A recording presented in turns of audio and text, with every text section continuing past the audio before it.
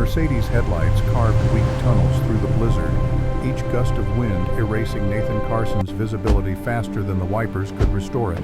20 miles to the nearest hospital. Emma's shallow breathing from the I love back you seat so cut much. through the storm's howl, each exhale a little rattle that squeezed his chest tighter than any board meeting ever had. 5 years old, burning at 104 degrees. Her small hand had felt like a coal when he'd checked her forehead 15 minutes ago, back when the snow had only been falling hard instead of sideways.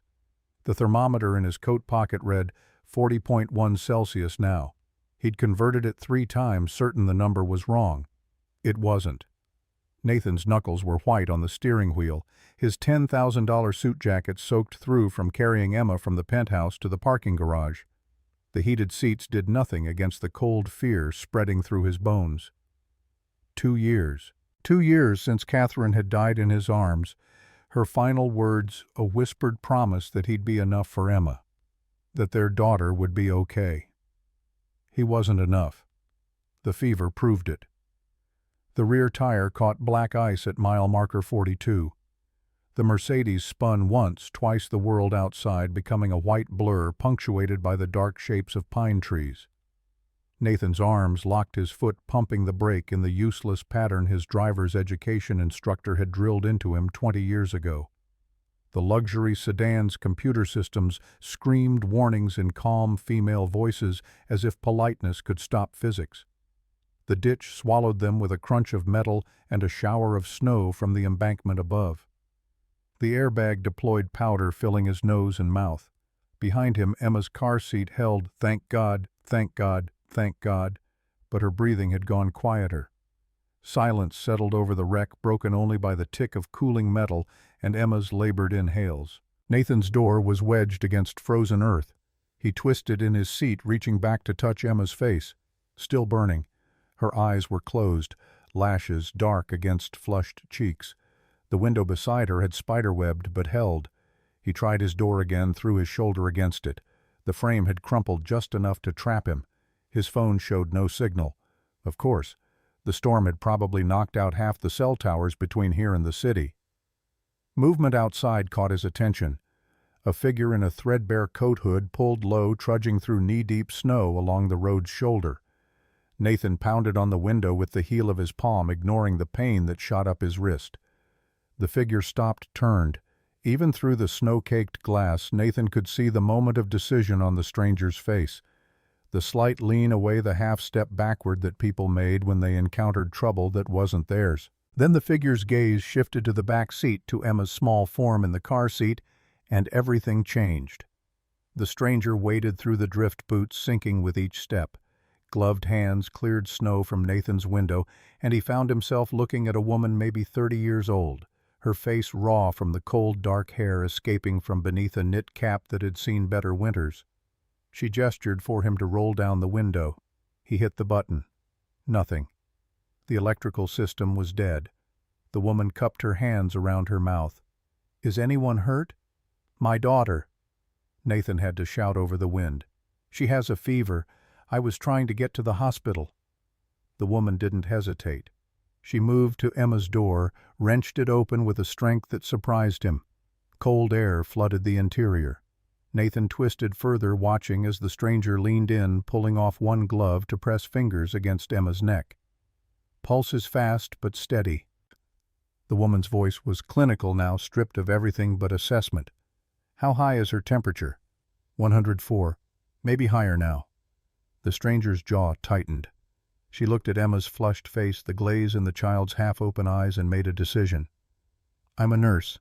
Pediatric unit at Mercy General. We need to get her temperature down now, not in 20 miles. She was already unzipping Emma's heavy coat, peeling away the layers that Nathan had bundled her in. "Snow! We need clean snow."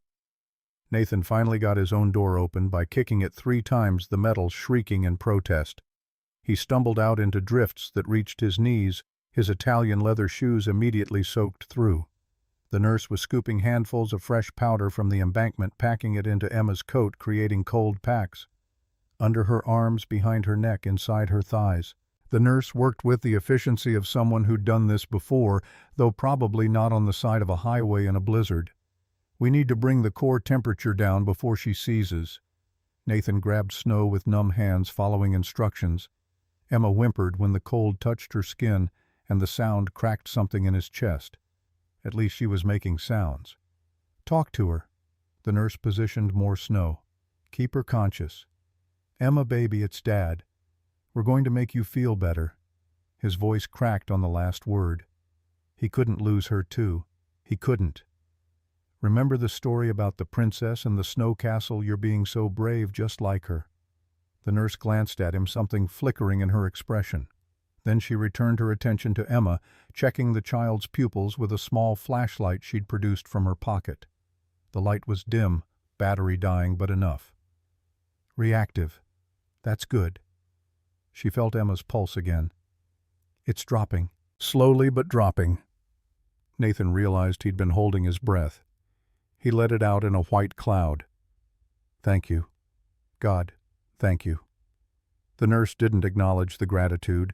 She was too focused on Emma making minute adjustments to the cold packs, monitoring the child's responses. 5 minutes passed. 10. The snow kept falling, piling on Nathan's shoulders, on the nurse's bowed head, on the wreck of his Mercedes. Finally, the nurse sat back. 99.8. We got it down. Nathan's knees went weak. He caught himself on the car's frame.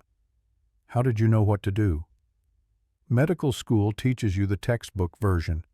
Third-year residency in an underfunded ER teaches you the parking lot version. The nurse started gathering her things, the dying flashlight, the gloves she'd removed. Your daughter still needs a hospital.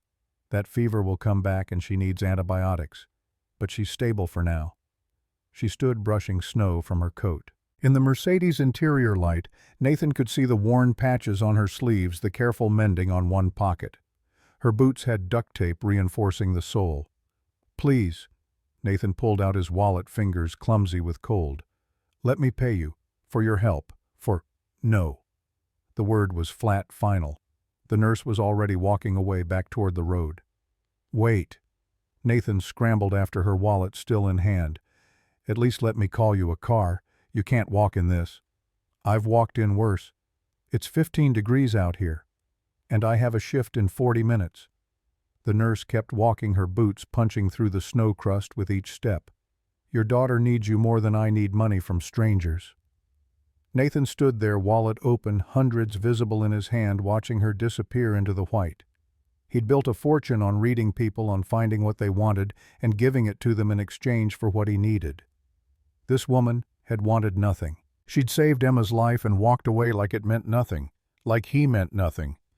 The sound of an engine cut through his shock. A snowplow, orange lights flashing, was coming down the road. Nathan waved both arms. The plow stopped. The driver, a man in his 50s with a weathered face, leaned out the window.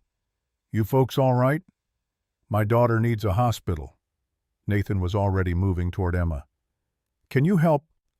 The plow driver was on his radio, immediately calling for an ambulance to meet them at the highway junction 3 miles ahead. He had a daughter, too, he said. Knew what it was like. Nathan sat in the warm cab with Emma in his lap, watching the plow's blade push through drifts. The nurse was probably half a mile behind them by now, still walking. He looked down at his daughter's face, peaceful now in sleep, her temperature staying down, and thought about the woman who'd appeared out of a blizzard to save her.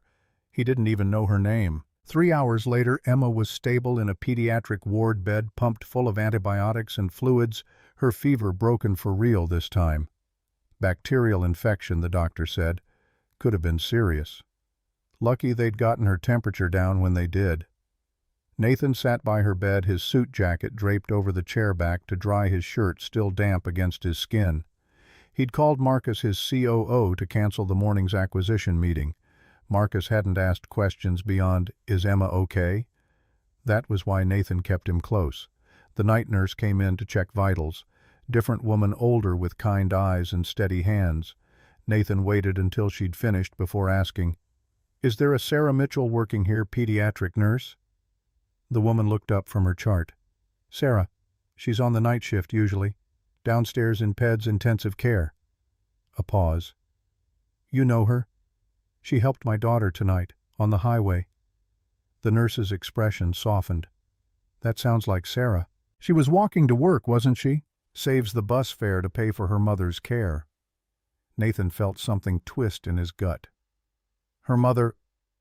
But the nurse had already moved to the next patient, leaving him with more questions than answers. He stayed until Emma woke up at dawn, groggy but asking for water in her small voice. The sound of it nearly broke him all over again. He got her the water, helped her drink, told her she'd been very brave. "The snow lady made me cold." Emma's hand was small in his. "But then I felt better. The snow lady was a nurse. She helped you when Dad's car got stuck." Emma nodded, already drifting back to sleep. Nathan sat there until the morning shift arrived, until the doctor cleared Emma to go home with a week's worth of antibiotics and strict instructions about fever monitoring.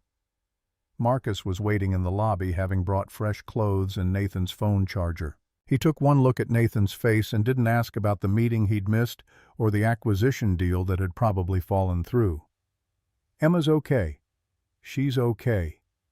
They walked out into bright morning sun on fresh snow, the kind of crisp winter day that made everything look clean and possible. Nathan's wrecked Mercedes was probably still in that ditch. He'd have someone deal with it later. Right now, Emma was asleep against his shoulder, and that was all that mattered.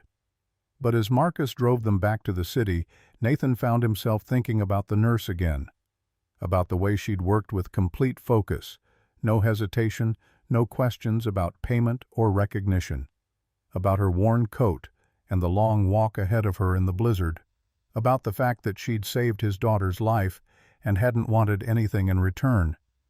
He pulled out his phone, typed a message to his assistant. "Find me everything you can about Sarah Mitchell, pediatric nurse at Mercy General." The response came back in minutes. "On it." Nathan looked down at Emma's sleeping face and made a decision. 2 days later, he walked into Mercy General with a plan and a growing sense that he was either about to do something brilliant or catastrophically stupid. The hospital's pediatric wing was painted in cheerful colors that didn't quite mask the underlying smell of disinfectant and fear. Nathan had spent enough time in hospitals during Catherine's final months to recognize it anywhere. The head nurse at the station looked up when he approached. "Can I help you?" "I'm looking for Sarah Mitchell. I was told she works the night shift here." "Sarah's in the supply closet restocking." The nurse pointed down the hall. "Third door on the left." Nathan found the room knocked once. No answer. He pushed the door open. Sarah Mitchell stood on a stepladder, stretching to place boxes of gauze on a high shelf. She'd traded her threadbare coat for scrubs that had been washed so many times the color had faded to something between blue and gray. Her dark hair was pulled back in a ponytail, revealing the exhaustion in her face that the snow and darkness had hidden before. She glanced down, saw him, and nearly dropped the box she was holding. "Mr. Carson?" Not a question. She'd clearly recognized him despite the chaos of that night. "You remember me?" "Hard to forget a Mercedes in a ditch." She set the box down carefully, climbed off the ladder. "How's your daughter?" "Healthy. Thanks to you." Nathan stayed in the doorway, suddenly uncertain. He'd rehearsed this conversation in his head a dozen times during the drive over. Now faced with her direct gaze and crossed arms, all his prepared speeches felt hollow. "I wanted to thank you properly." "You already did. On the highway." "You didn't let me." Sarah moved to the next stack of supplies, hands busy. "Because I don't need thanks for doing my job. You weren't on the clock. I'm a nurse. I'm always on the clock." She reached for another box, this one full of IV bags. "If you're here to offer money again, the answer is still no." Nathan had expected resistance. He'd built Carson Industries by learning to navigate resistance, but there was something in Sarah's tone that told him money wasn't going to work here. Not directly, anyway. What if it's not money? He stepped further into the room. What if it's a job? That made her pause.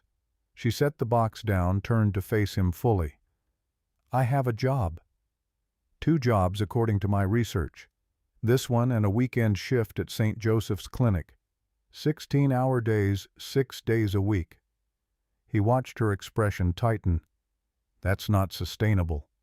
"It's none of your business." You made it my business when you saved Emma's life. Nathan pulled out the folder he'd brought, set it on the supply cart.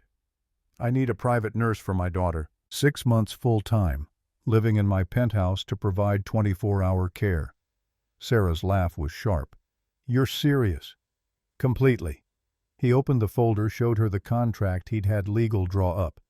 $15,000 a month plus all expenses. I'll also pay off the outstanding balance on your mother's nursing home care. The color drained from Sarah's face. How do you know about my mother? I make it my business to know things. That's called stalking, Mr. Carson. But her hands had moved to the folder fingers, not quite touching the papers. My mother's care is my responsibility. And I'm offering you a way to handle that responsibility without killing yourself in the process. Nathan kept his voice level. Facts, not emotion. That's what worked in negotiations. Dorothy Mitchell, 60 years old, early onset Alzheimer's, currently at Riverside Memory Care.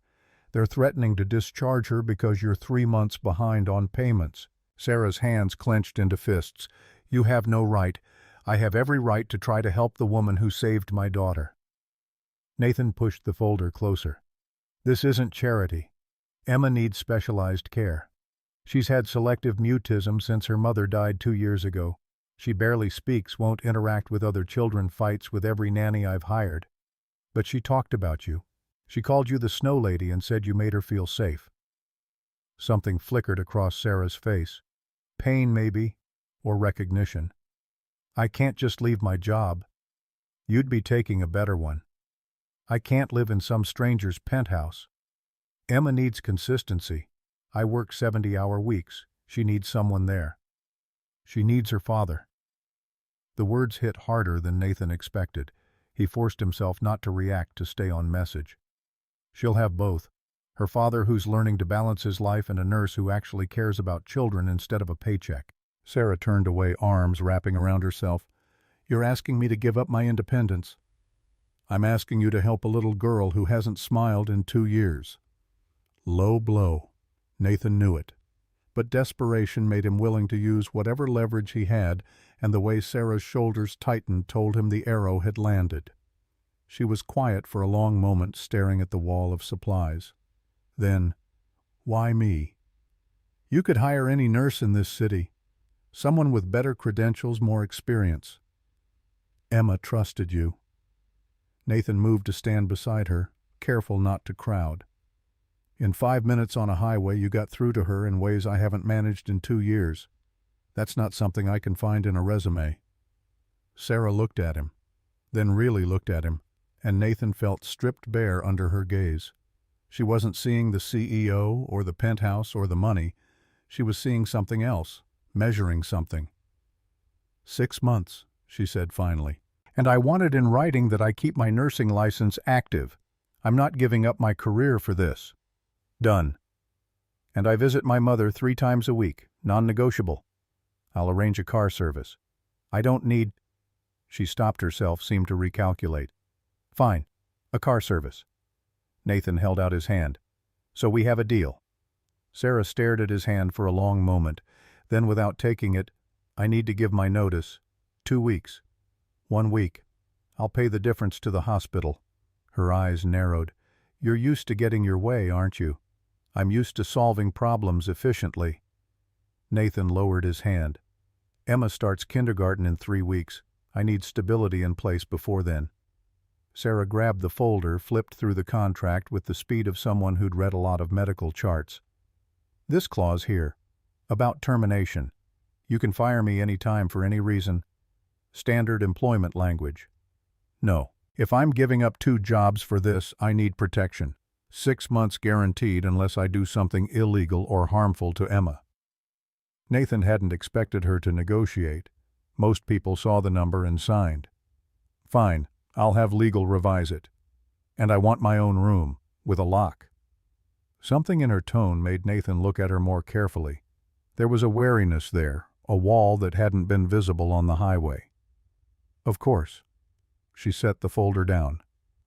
I'll think about it. How long? 24 hours. She moved toward the door, clearly dismissing him. I need to talk to my mother's doctors, figure out the logistics. Nathan pulled out a business card, wrote his personal cell number on the back. Call me when you decide. Sarah took the card without looking at it. Don't hold your breath, Mr. Carson. But as Nathan left the hospital, he found himself smiling. She'd negotiate salary terms. She'd argued about clauses. She'd demanded protections. She was going to say yes. The call came 18 hours later at 2 in the morning. Nathan had been awake anyway, reviewing acquisition documents in his home office while Emma slept down the hall. His phone lit up with an unknown number. This is Carson. Sarah Mitchell. Her voice was tight. I need to talk to you. Now. Something in her tone made Nathan sit up straighter. What's wrong? Can you come to Riverside Memory Care, 2247 Oak Street? It's 2 a.m. I know what time it is. A pause, and Nathan heard something in the background. Crying. Please, I don't have anyone else to call. Nathan was already moving, grabbing his coat. I'll be there in 15 minutes. He made it in 12. Riverside Memory Care was a low-slung building trying hard to look cheerful and failing. The night receptionist buzzed him in without questions. Nathan found Sarah in a consultation room off the main hall, sitting with her head in her hands. They're discharging my mother tomorrow. Sarah's voice was hollow. I went to 3 banks today. None of them will give me a loan. My credit's maxed out from the last time she needed specialized treatment. Nathan sat down across from her. How much do you owe? $24,000. Plus they want 2 months advance before they'll keep her.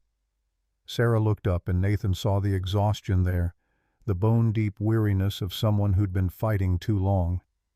I can't let her go to a state facility. She'll be terrified. She won't understand. Take my offer. Nathan kept his voice gentle. I'll pay the nursing home tonight. Full balance plus 6 months advance. That's not... Sarah's breath hitched. That's too much. It's an advance on your salary. It's charity. It's a signing bonus. Nathan pulled out his phone, already composing a message to his accountant. Give me the account information. I'll have it transferred within the hour. Sarah stared at him. Why are you doing this? Because Emma needs you, and you need help. Nathan met her gaze. There's no shame in accepting it. A tear slid down Sarah's cheek. She wiped it away angrily. I don't cry. I've been handling this for 3 years. I don't break. You're not breaking. You're being smart. Nathan handed her his handkerchief. Let someone else carry some of the weight. Sarah took the handkerchief but didn't use it. Just held it, staring at the monogrammed initials. If I do this, if I take this job, I need you to understand something. What?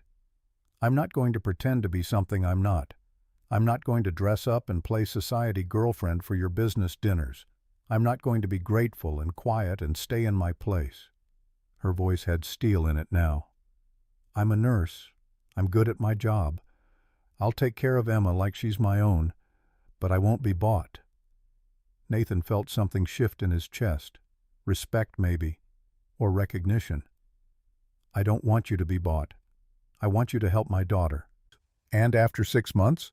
After 6 months, you go back to your life with enough money to set your mother up properly and start fresh. Sarah was quiet for a long moment. Then she handed him a piece of paper with account numbers written in shaky handwriting. Pay the nursing home. I'll start next week. Nathan took the paper. Thank you. Don't thank me yet. Sarah stood, gathering her coat. You might regret this in 3 months when I'm telling you everything you're doing wrong. I'm counting on it. Nathan stood as well. Emma needs someone who'll challenge her. Challenge both of us. Sarah looked at him one more time, and Nathan saw the moment she committed.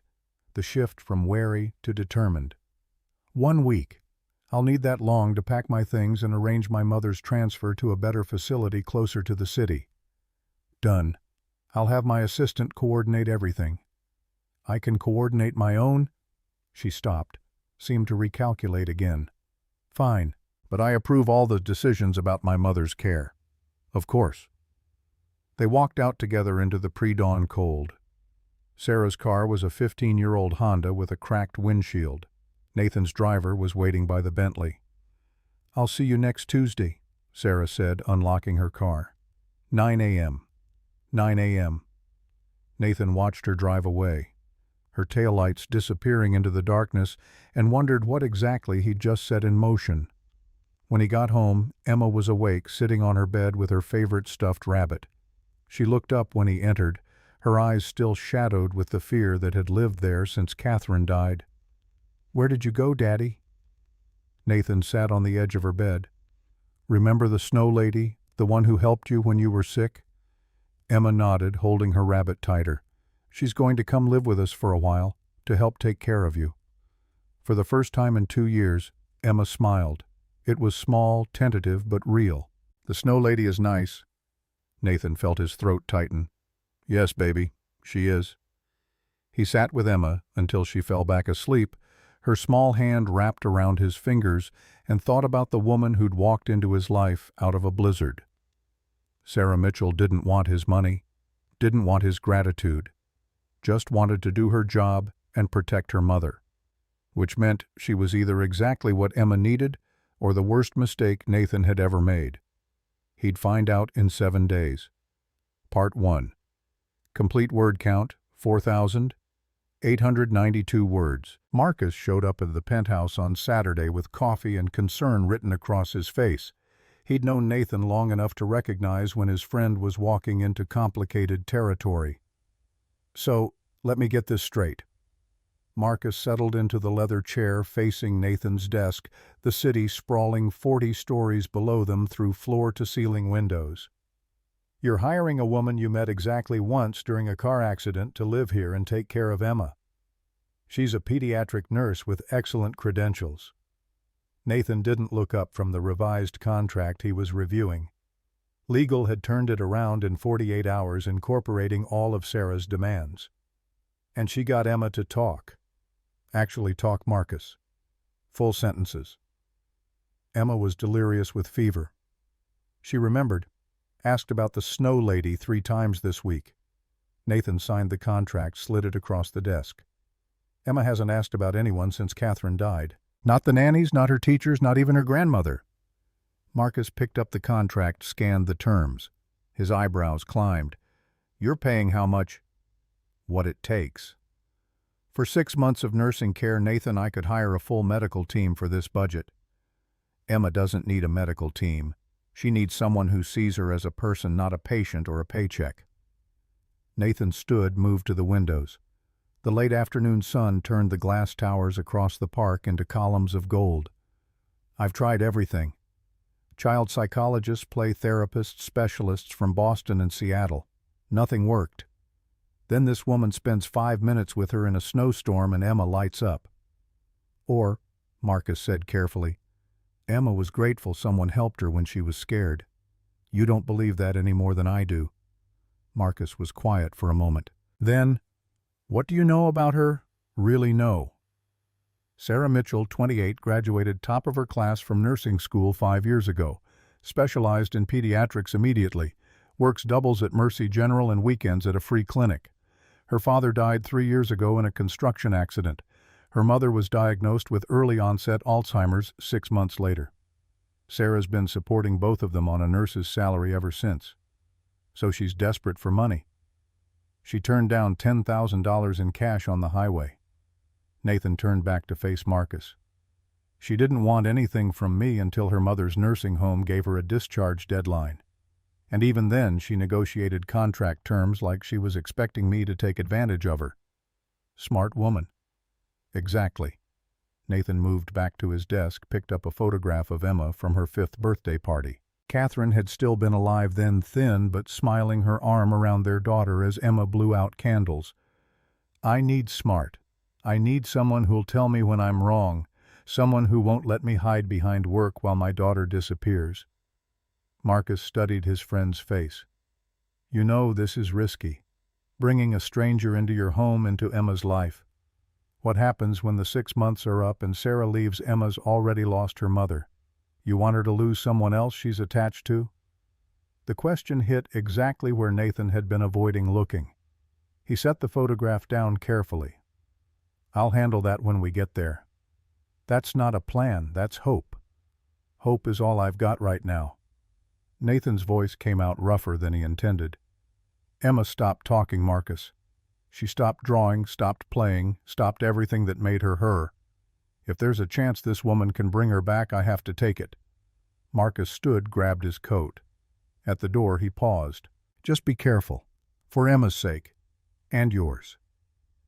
After Marcus left, Nathan walked through the penthouse's empty rooms. 5,000 square feet of carefully curated space that felt more like a museum than a home. Catherine had decorated it before Emma was born, all clean lines and neutral tones, sophisticated and soulless. They'd talked about changing it, about adding color and chaos and life. Then Catherine got sick and all their plans became irrelevant. He stopped at Emma's room. The door was half open, revealing walls painted pale yellow and shelves full of toys she never touched. There was a dollhouse in the corner worth more than most people's cars. Emma hadn't looked at it in 18 months. Nathan stepped inside, sat on the small bed with its fairy tale bedspread. On the nightstand was a framed photo of Catherine, smiling and healthy and impossibly young. Emma slept with it every night, her small fingers pressed against the glass. "I don't know if I'm doing the right thing," Nathan said to the photograph, "but I'm running out of wrong things to try." Catherine smiled back, frozen in a moment before everything fell apart. His phone buzzed. A text from an unknown number. "This is Sarah. Contract looks fair. I'll sign when I arrive Tuesday. Do you have any food allergies I should know about?" Nathan stared at the message. Practical. Straightforward. No emotion, no gratitude, just logistics. He typed back, "No allergies. Emma's picky. Likes plain pasta and mashed potatoes." The response came immediately. "Noted. See you Tuesday at 9. Nathan found himself smiling despite the knot of anxiety in his chest. 3 days. In 3 days, Sarah Mitchell would walk into their lives and either save them or break them further. There was no middle ground anymore. Tuesday morning arrived with clear skies and bitter cold. Nathan had been awake since 5, reviewing quarterly reports and trying not to watch the clock. Emma was at her grandmother's penthouse 2 floors down, having a sleepover that Patricia Carson had arranged without asking. His mother meant well. She usually did.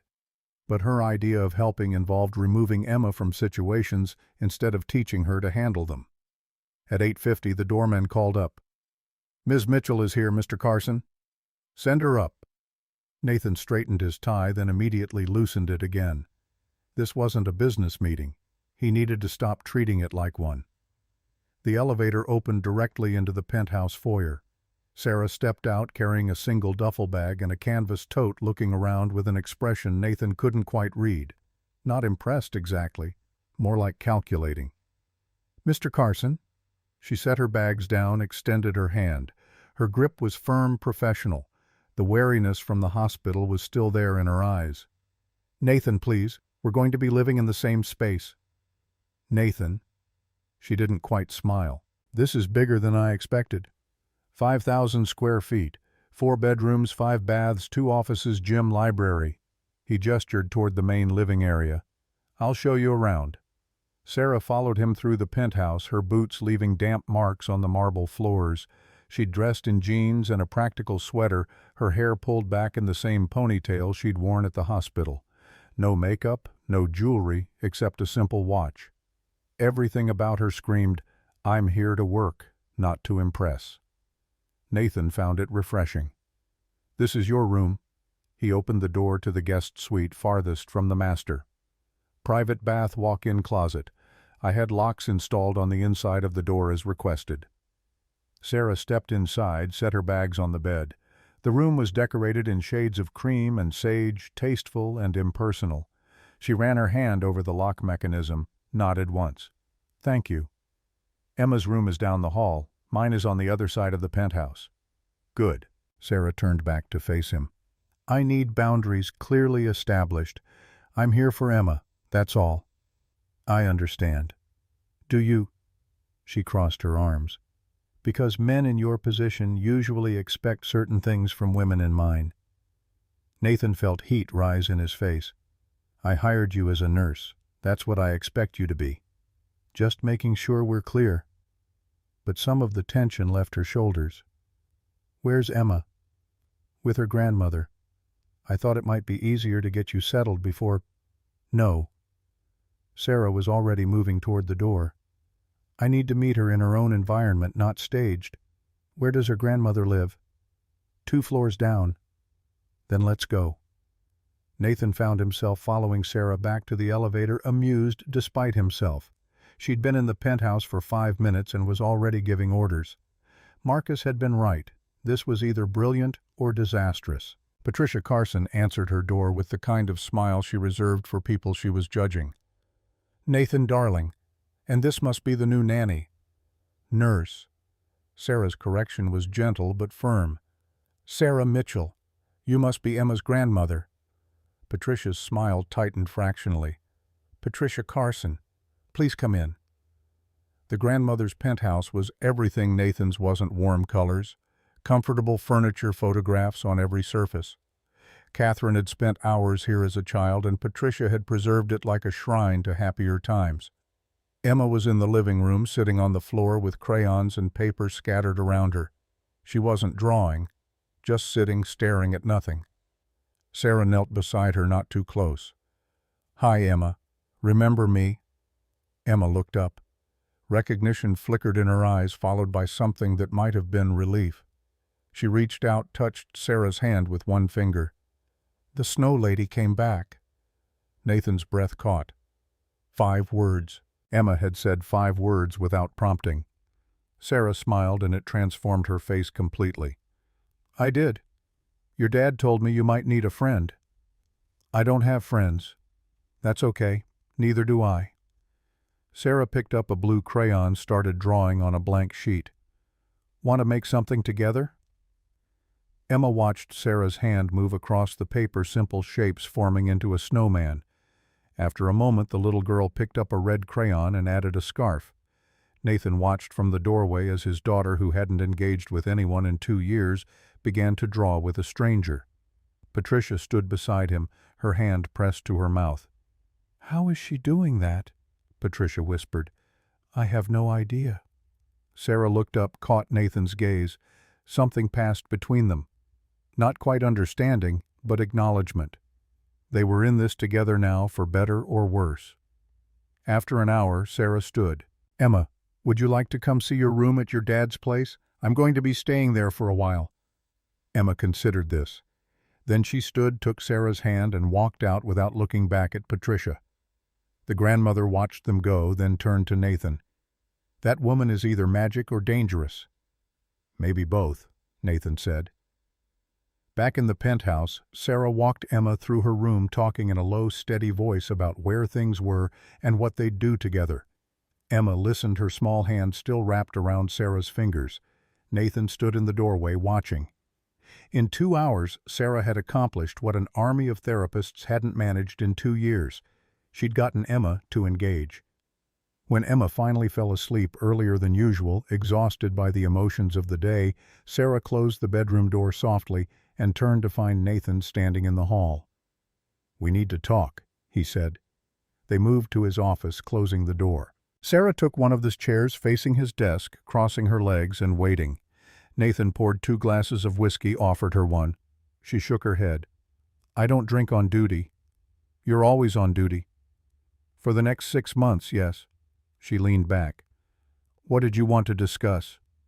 Nathan took a sip of his own drink, buying time. Emma's response to you today was extraordinary.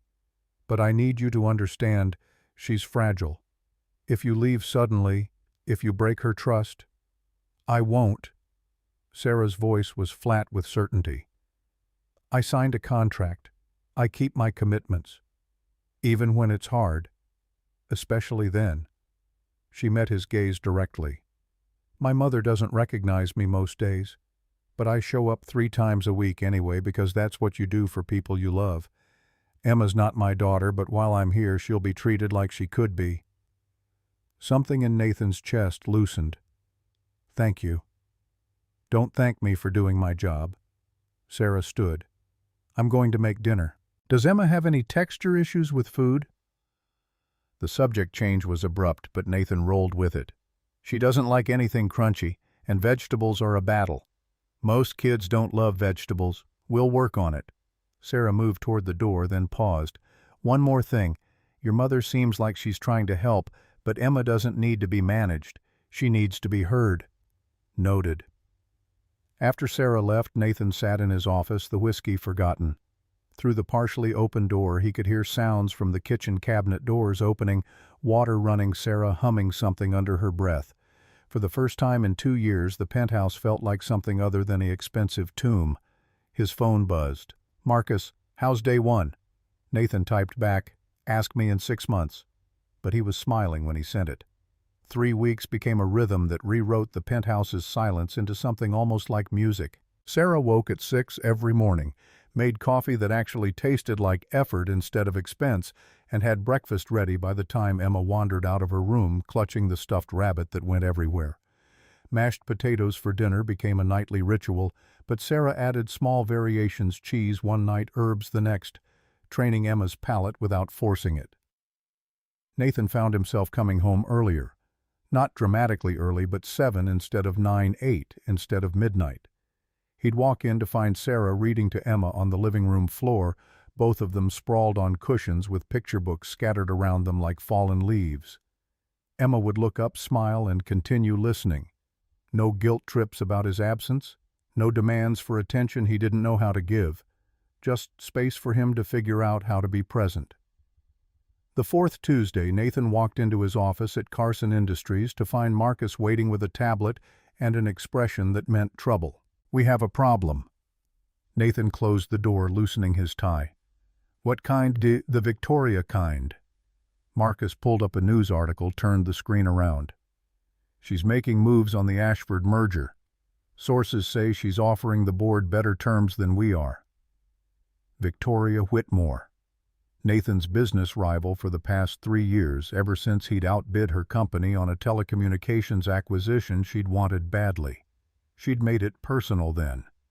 Everything since had been warfare dressed up in quarterly reports and shareholder meetings. "How much better?" 15% above our offer, plus guaranteed executive positions for their current leadership. Marcus scrolled through the details. "She's bleeding money to make this happen. It doesn't make financial sense." "It does if she's trying to hurt us more than help herself." Nathan took the tablet, scanned the numbers. Victoria had resources, but this kind of overpay would damage her company's liquidity for quarters. "She's desperate. Or vindictive." "Both." Nathan handed the tablet back. "Set up a meeting with the Ashford board. If Victoria wants to burn cash to spite me, I'll let her. We'll find better opportunities." Marcus hesitated. "There's more. She's been asking questions about your personal life, specifically about the woman living in your penthouse." Nathan went very still. "What kind of questions?" "The kind that end up in gossip columns if we're not careful." Marcus pulled up another screen, a society blog post with a blurry photo of Sarah and Emma in Central Park. "Someone's been following them. Nothing explicit yet, but the implication is there. Rich widower young woman moves in convenient timing." Nathan felt heat rising up his neck. "Sarah is Emma's nurse. I know that, you know that, but Victoria's planting seeds and seeds grow." Marcus closed the tablet. "I'm not saying fire Sarah. I'm saying be prepared for this to get ugly." After Marcus left, Nathan sat at his desk staring at the photo. Sarah was pushing Emma on a swing, both of them laughing at something. The photographer had caught them mid-joy, unguarded. Innocent. But Nathan had been in business long enough to know innocence didn't matter when someone wanted to destroy you. He pulled out his phone, texted Sarah, "Need to talk when I get home. Important." The response came immediately. "Emma's asleep by 8. Come find me after." Nathan arrived home at 7:30 earlier than he'd planned. The penthouse smelled like garlic and butter. Sarah had been cooking again. She'd taken over the kitchen within a week, claiming the chef Nathan employed made food that tasted like it had been prepared for Instagram instead of actual humans. Emma ran to hug him, chattering about the bird's nest they'd found in the park. Sarah stood in the kitchen doorway, dish towel over her shoulder, watching with that quiet assessment she did. Nathan had learned to recognize it. She was cataloging his stress levels, reading his body language, deciding whether to intervene or give him space. "Rough day?" she asked. "Later." He lifted Emma, carried her to the dining table where Sarah had set out pasta with vegetables hidden in the sauce. "Tell me more about this bird's nest." Dinner was louder than Nathan expected. Emma had started talking more every day, and tonight she wanted to discuss every detail of her afternoon. Sarah had taken her to the Natural History Museum, and Emma was now convinced she wanted to be a paleontologist. "I'm going to find dinosaur bones and put them in museums so everyone can see them." Nathan caught Sarah's eye across the table. She was smiling, genuine warmth in her expression. For a moment he forgot about Victoria and her schemes and the photo that was probably making rounds on society gossip sites. After Emma went to bed, Nathan found Sarah in the library. She'd claimed the room as her evening retreat, curling up in the oversized leather chair with medical journals and novels in equal measure. Tonight she was reading something with a worn cover, her feet tucked under her. "Emma's down." She marked her place with a finger. "Out cold. She had a big day." Nathan crossed to the bar cart, poured himself 2 fingers of bourbon. "We need to discuss something." Sarah closed her book, giving him her full attention. Nathan explained about Victoria, about the photo, about the questions being asked. He watched her face for reaction, anger, fear, the kind of defensive panic most people showed when their privacy was invaded. Sarah just nodded. "So what do you want to do about it?" "I wanted to warn you. Things might get uncomfortable. Victoria plays dirty." "I've dealt with uncomfortable before."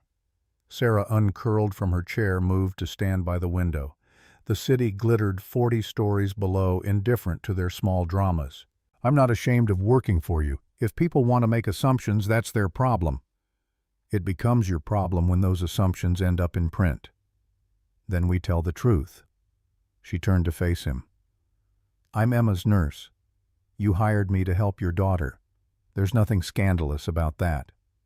Victoria will make it scandalous. Only if we act like we have something to hide." Sarah crossed her arms, and Nathan recognized the stubborn set of her jaw. "I'm not going to stop taking Emma to the park or living my life because some business rival wants to start rumors." Nathan found himself smiling despite the situation. "You're not worried about your reputation. My reputation is that I show up for my shifts and take care of my patients. Everything else is noise." She moved back to her chair, picked up her book. "Besides, I've been poor and struggling. I know what real problems look like. Gossip isn't one of them." Nathan studied her profile in the lamplight. Most people in his world would be demanding lawyers and PR teams and damage control. Sarah was treating it like a minor inconvenience. "You're different." The words came out before he could stop them. Sarah looked up. "Different how?" "Most people I know care desperately about what others think of them." "That's because most people you know have the luxury of caring about things that don't matter." She set her book down again. "When you're choosing between groceries and medicine, you learn fast what's actually important. Spoiler alert, it's not what strangers think about your life choices." Nathan sat in the chair across from her. "Emma's lucky to have you. Emma's lucky to have a father who's trying." Sarah leaned forward. "Can I be honest with you? Please. You're terrified of her." She said it gently, but the words still landed like a punch. "Every time she asks you to play or read with her, I watch you freeze like you're facing a hostile takeover instead of a 5-year-old. Nathan's first instinct was to deny it. Then he thought about Emma's face whenever he promised to do something with her, the cautious hope, the way she didn't quite believe him until it happened. "I don't know how to be what she needs." "She needs you to be her dad, not perfect, just present." Sarah stood, moved to the bookshelf where she'd started adding books of her own nursing texts mixed with classic novels. "Catherine sounds like she was an amazing mother, but she's gone. You can't parent from a place of grief and guilt. Emma feels that." "How do you know what Emma feels?" "Because I spend 12 hours a day with her." Sarah pulled out a worn copy of Charlotte's Web. She asks about her mother constantly, not around you because she's learned you can't handle it. She asks me instead." The bourbon turned sour in Nathan's stomach. What does she ask? If her mom loved her, if it was her fault Catherine got sick, if you wish Emma had died instead of Catherine so you wouldn't have to look at her and remember what you lost.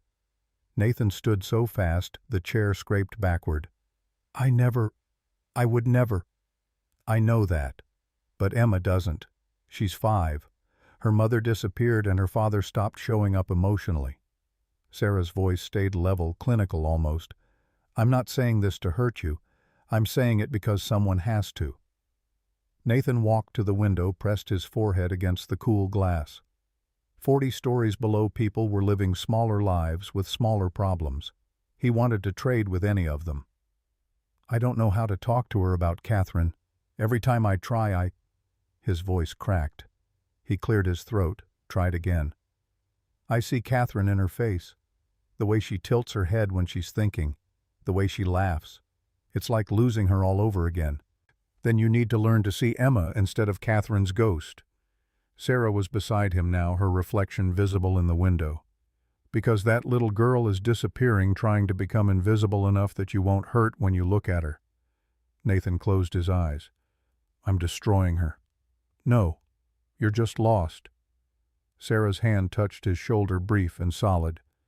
But you don't have to stay lost. Start small. Read her one story tonight. Actually be there, not thinking about work or Catherine or anything else. Just be there for 10 minutes. And if I can't, then you try again tomorrow. She pulled her hand back. Healing isn't linear. Emma's learning that. You need to learn it too. After Sarah left, Nathan stood at the window for another 20 minutes. Then he walked down the hall to Emma's room, knocked softly. No answer. He eased the door open. Emma was asleep, the photograph of Catherine clutched against her chest. Nathan sat on the edge of her bed, careful not to wake her. In sleep, his daughter's face was peaceful.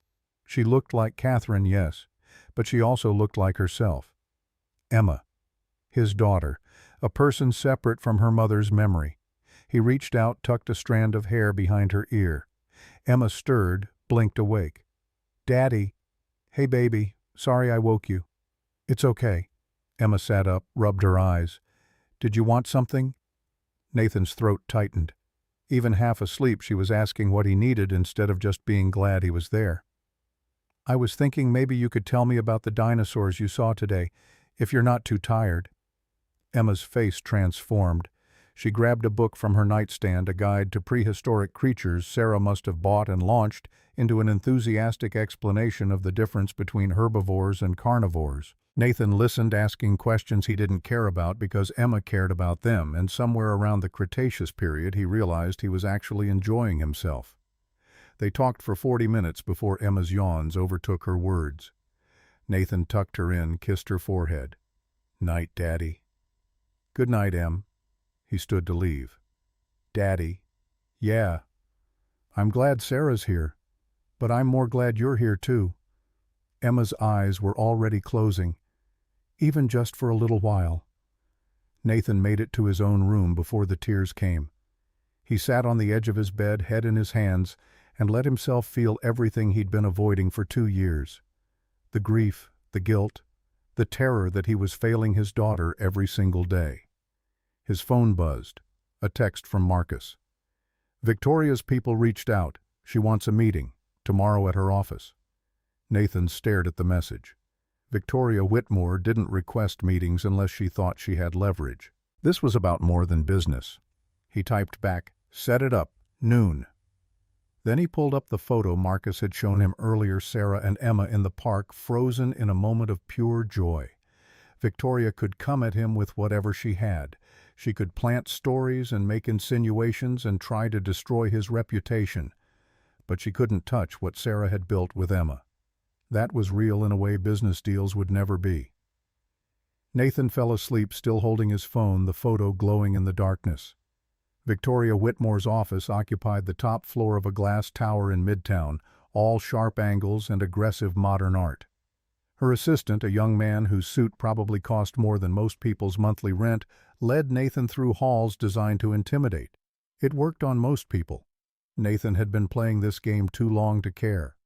Victoria stood when he entered, extending a hand across her desk. She was 40, beautiful in the way that required maintenance and money, with blonde hair cut sharp as her ambition.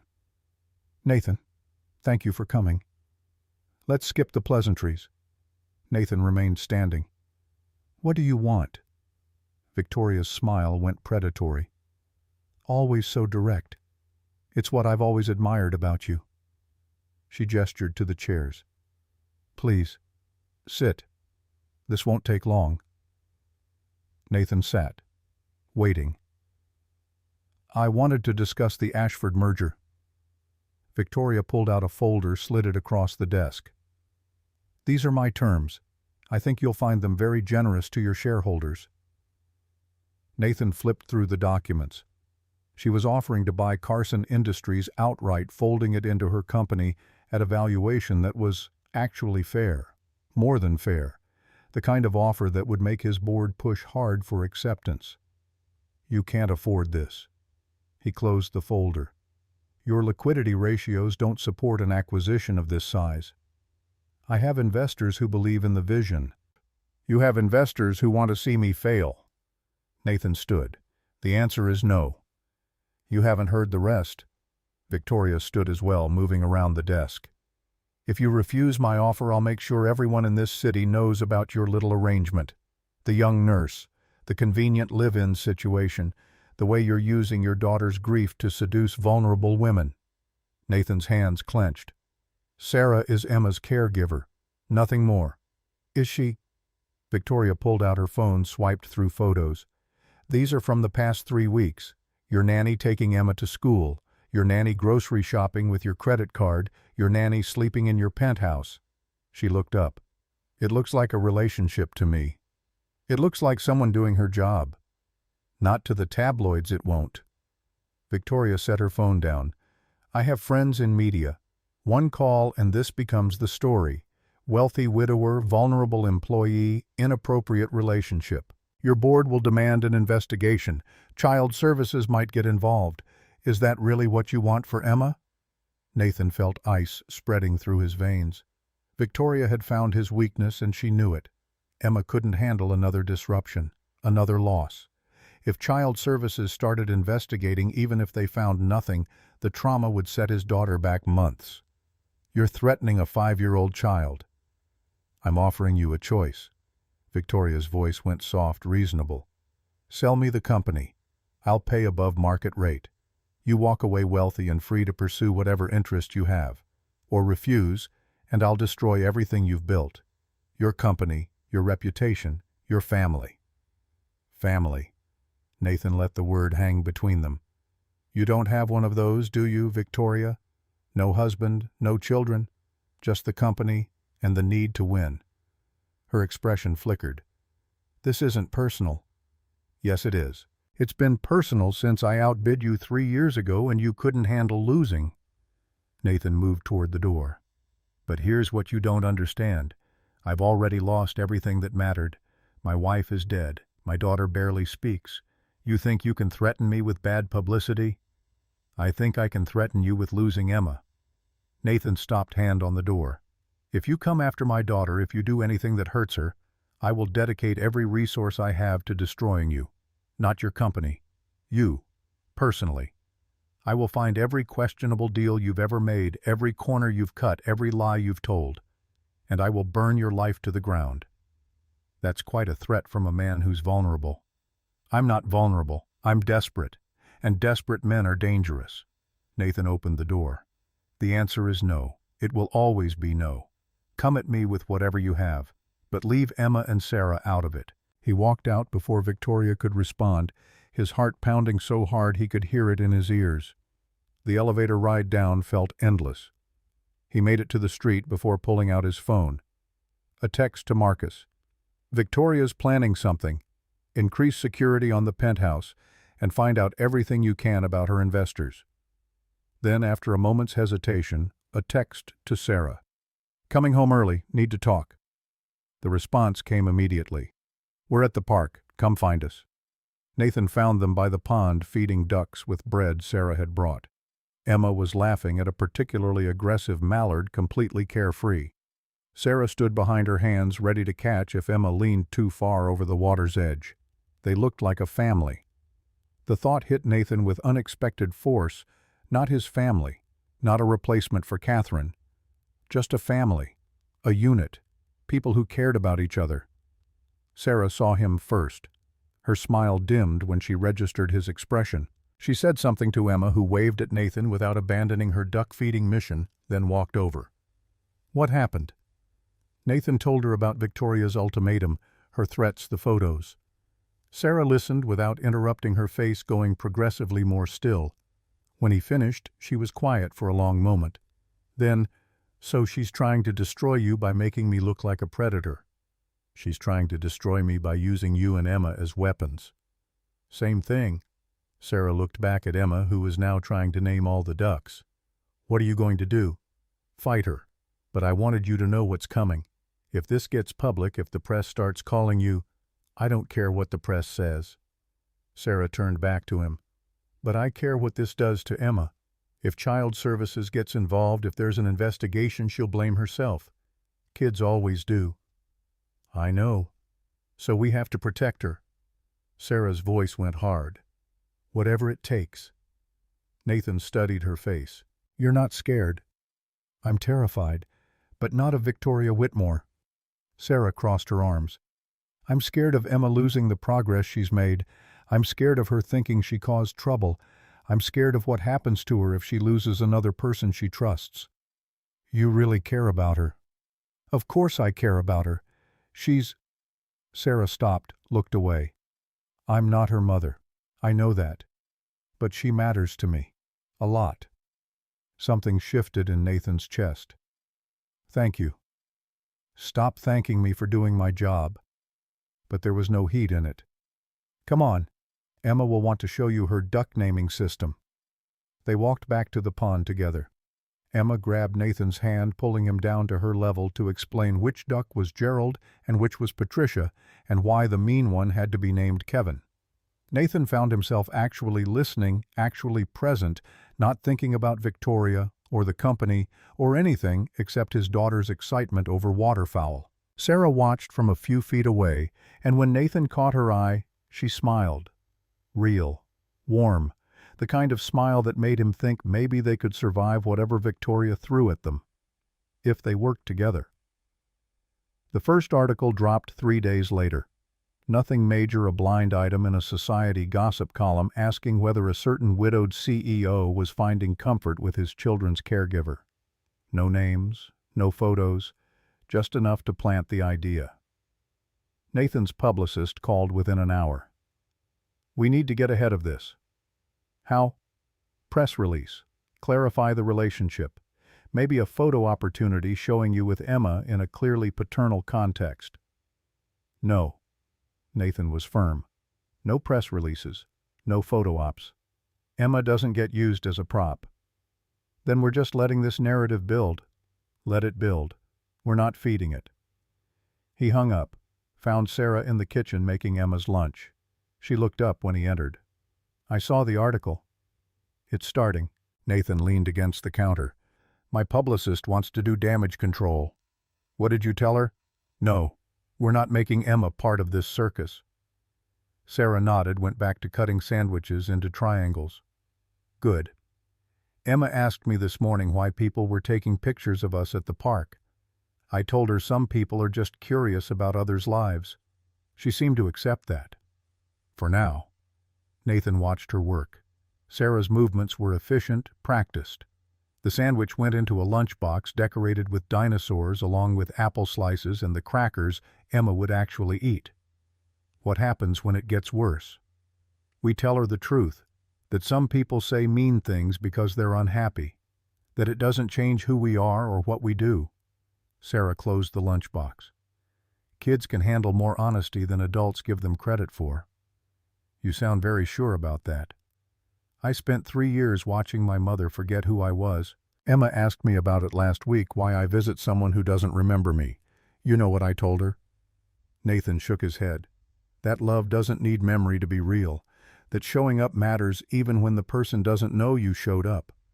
Sarah met his eyes. Emma understood that better than most adults would. She's lucky to have you as a teacher. She's lucky to have a father who's learning. Sarah picked up the lunchbox. You read to her every night now. You ask about her day. You're trying. That's what matters. Nathan felt heat rise in his face. He hadn't realized Sarah had noticed the changes he'd been making. I'm still figuring it out. We all are. She moved past him toward Emma's room. That's what makes us human. After she left, Nathan stood in the kitchen trying to remember the last time someone had acknowledged his effort instead of his results. Catherine had done it. She'd seen him trying and loved him for the attempt rather than the outcome. Sarah saw him the same way. The realization was uncomfortable and important in equal measure. That evening, Marcus came by with files on Victoria's investors. They spread the documents across Nathan's office desk while Emma and Sarah had dinner in the other room. Nathan could hear his daughter's laughter through the walls. 3 of her investors are legitimate. Marcus pointed to names highlighted in green. The 4th is a shell company. Took some digging, but I found the real owner. He flipped to a page with a photograph. David Morrison, early 30s, expensive suit, the kind of smile that belonged on a predator. Who is he? Real estate developer. Made his fortune flipping properties in gentrifying neighborhoods. Also known for buying up medical debt and pursuing aggressive collection. Marcus pulled up more documents, including debt from Riverside Memory Care. Nathan's stomach dropped. Sarah's mother's nursing home. Exactly. Morrison bought the debt portfolio 6 months ago. He owns the paper on Dorothy Mitchell's care. Marcus looked up. If Victoria wants leverage over you, she found it. Threatened to call in that debt and Sarah loses her mother's placement. That's extortion. It's business. Ugly business, but technically legal. Marcus closed the folder. What do you want to do? Nathan was already pulling out his phone. How much does Sarah owe? Including the advance payment you made. Nothing. Her account is current. How much to buy the entire debt portfolio from Morrison? Marcus blinked. What? You heard me. How much to buy every medical debt Morrison owns, including Dorothy Mitchell's account? Nathan, that's millions of dollars for debts that might never be collected. I don't care about collecting. I care about making sure he can't use it against Sarah. Nathan stood, moved to the window. Find out his price, then double it. I want that portfolio by end of week. You're going to spend millions to protect your daughter's nurse. I'm going to spend millions to protect my daughter from losing someone else she loves. Marcus was quiet for a moment. Then he stood gathering the files. I'll make the calls. But Nathan, yeah, this is starting to look like more than just employer concern. Nathan didn't answer. Marcus left, closing the door softly behind him. Alone in his office, Nathan looked at the photograph of David Morrison again. The man was smiling in the picture, confident. He had no idea he was about to lose a significant asset. Nathan pulled up his bank accounts, started transferring funds. The numbers were large enough to make his accountant cry, but he didn't hesitate. Some things were worth more than money. Some people were worth protecting at any cost. A soft knock on the door. Sarah stepped in, Emma holding her hand. Someone wanted to say goodnight before bed. Emma ran to Nathan, wrapped her arms around his waist. Night, Daddy. Sarah said you're working on important stuff. Nothing more important than you. Nathan lifted her, held her close. Sleep well, Em. Love you. The words hit him like lightning. Emma had stopped saying them after Catherine died. Just stopped, like she'd forgotten how or lost the ability. I love you too, baby. So much. Sarah waited by the door, giving them their moment. When Emma finally let go, she took the child's hand and led her away. But she looked back once, meeting Nathan's eyes. Thank you, her expression said, for what has returned, for being here, for trying, for loving her. After they left, Nathan sat at his desk with his head in his hands. 3 months ago, his life had been work and grief in equal measure. Now it was Emma's laughter and Sarah's quiet strength and the feeling that maybe possibly he could build something from the ruins, if Victoria didn't destroy it first. His phone rang. Marcus. Morrison agreed to sell. Wire transfer goes through tomorrow. The debt portfolio is yours. Good. Don't tell Sarah. Why not? Because she'll try to pay me back, and this isn't about the money. Nathan closed his eyes. This is about making sure she can focus on Emma without worrying about her mother. You're a good man, Nathan Carson. I'm just trying to be better than I was yesterday. He hung up, turned off his desk lamp, and walked down the hall to his bedroom. From Emma's room came the sound of Sarah reading a bedtime story, her voice soft and steady. Nathan stood outside the door listening. Not to the words, just to the sound of his daughter being loved. It was enough. For now, it was enough. The call came at 2 a.m. on a Tuesday 3 months into Sarah's contract. Nathan's phone lit up the darkness with an unfamiliar number.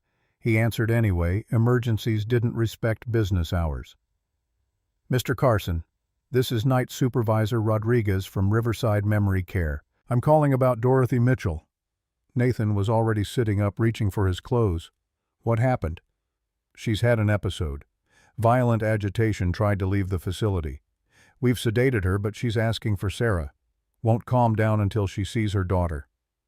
I'll get Sarah there within the hour. He found Sarah already awake in the kitchen, staring at her phone. She'd gotten the same call. I need to go. Her voice was hollow. My mother thinks she's 25 and late for her wedding. She's convinced my father is waiting for her at a church that doesn't exist anymore. I'll drive you. You don't have to. Emma's asleep. I'm awake. Let's go. Nathan grabbed his keys. We'll leave a note for Patricia in case Emma wakes up. The drive to Riverside took 40 minutes through empty streets. Sarah sat rigid in the passenger seat, her hands clenched in her lap. Nathan didn't try to make conversation. Some silences were meant to be honored. The nursing home's night shift had the exhausted efficiency of people managing constant crisis. Rodriguez met them at the entrance, a tired woman with kind eyes and purple scrubs. She's in her room. We had to restrain her for her own safety. The doctor prescribed an antipsychotic, but she's refusing to take it until she sees you. Sarah nodded, already moving down the hall. Nathan followed, unsure if his presence was wanted, but unwilling to leave her alone. Dorothy Mitchell was strapped to her bed with soft restraints, her gray hair wild around her face. She looked nothing like the photographs Sarah kept on her phone, vibrant woman at her daughter's nursing school graduation, clear-eyed and proud. This woman's eyes were clouded with confusion and fear. Mom. Sarah crossed to the bed, took her mother's hand. It's me. Sarah. I'm here. Dorothy's gaze focused, sharpened. Sarah. What are you doing here? You're supposed to be at school. I graduated, Mom, 5 years ago. Remember? Don't be silly. You have that big exam tomorrow, anatomy. Dorothy tried to sit up, struggled against the restraints. Where's your father? He was supposed to pick me up for dinner. Nathan watched Sarah's face go carefully blank, the same expression she wore when dealing with Emma's questions about Catherine, professional distance covering profound pain. Dad's not here right now. Sarah's voice stayed gentle. But I am, and I need you to take your medicine so you can rest. I don't need medicine. I need to get to the church. Dorothy's agitation was building again. James is waiting. He'll think I forgot. He'll think I don't love him.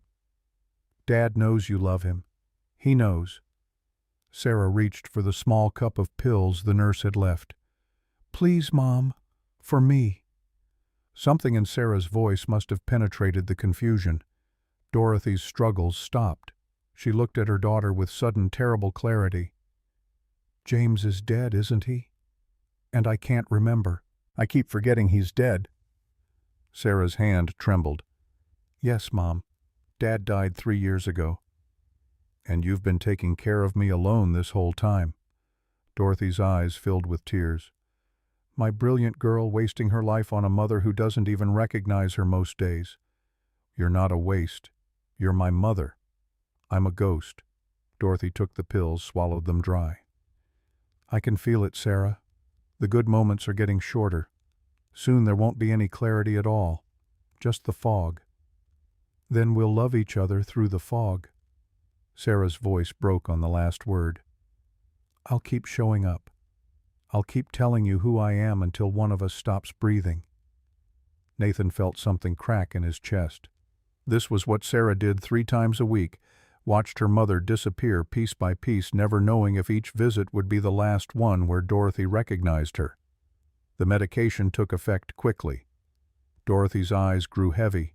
Her breathing deepened. Sarah sat holding her hand until the older woman fell asleep, then carefully extracted herself from the restraints. In the hallway, Sarah leaned against the wall and closed her eyes. I'm sorry you had to see that. Don't apologize. She's getting worse.